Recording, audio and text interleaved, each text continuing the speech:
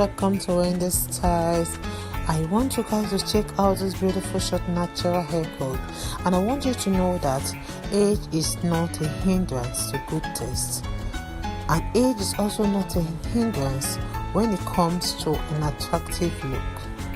Today we have this natural haircut for beautiful women because it's just that gentle reminder that getting a flattering cut is always relevant.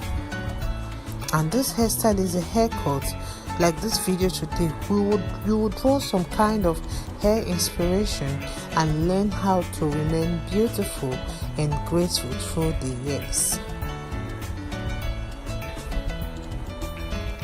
Beautiful matured women these days are really looking elegant with this playful and rejuvenating crop. And one thing about this haircut is that they are really a hairstyle changer because they are style that will suit your face perfectly. Take a good look on this haircut and see how it's just that great haircut for effortless elegance and volume.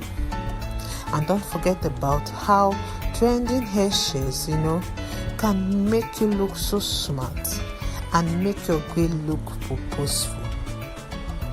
So these are one of the latest natural haircut that is age appropriate.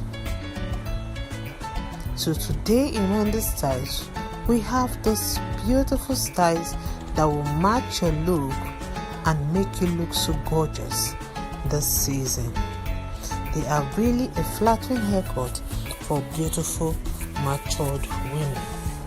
Don't forget to subscribe if it's your first time here in Wendy Styles, and let us know your mind on how you feel about this cut. I just want to say a big thank you to my returning subscribers and to my new subscribers. God bless you guys and see you in my next upload. Bye for now.